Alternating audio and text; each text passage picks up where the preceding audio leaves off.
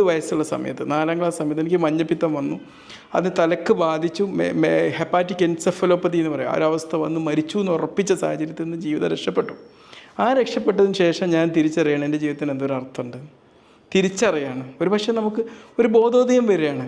ഞാൻ മരിച്ചില്ലല്ലോ, ഇവിടെ ജീവനോടെ ബാക്കിയായല്ലോ. അന്ന് തൊട്ട് ഞാൻ എന്ത് ചെയ്യും, കയ്യെഴുത്ത് മാസികകളായിട്ട് ഇങ്ങനെ എഴുതിപ്പോരും. കയ്യെഴുത്ത് മാസികകളായിട്ട് എഴുതിപ്പോരും. അതിൽ എന്തെങ്കിലും ലാഭം കണ്ടിട്ടൊന്നുമല്ല. ആഴ്ചയിലോ ഇപ്പോൾ ഓണമാണല്ലോ വരാൻ പോകുന്നത്. ഓണം വരുമ്പോൾ ഓണം നിലാവർക്കും, ക്രിസ്മസ് വരുമ്പോൾ ക്രിസ്മസ് നിലാവർക്കും, പെരുന്നാൾ നിലാവർക്കും, ന്യൂ ഇയർ നിലാവർക്കും. ഇങ്ങനെ ഗ്രാമനിലാവ് എന്ന് പറഞ്ഞിട്ടൊരു കയ്യെഴുത്ത് വാരിക എന്ന് വേണേൽ പറയാം. ഇന്നുള്ള അതേപോലെ തന്നെ ഒരുപാട് വീഡിയോകൾ ഇതൊക്കെ ഞാനതിൽ ക്രിയേറ്റ് ചെയ്യും. ഹലോ,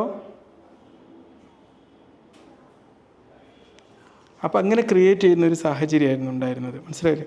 ആ ഒരു ആശയങ്ങളാണ് പിന്നീട് ബ്ലോഗുകളായി മാറുന്നതും ബ്ലോഗുകളായിട്ട് മാറുന്നതും. മനസ്സിലായെങ്കിൽ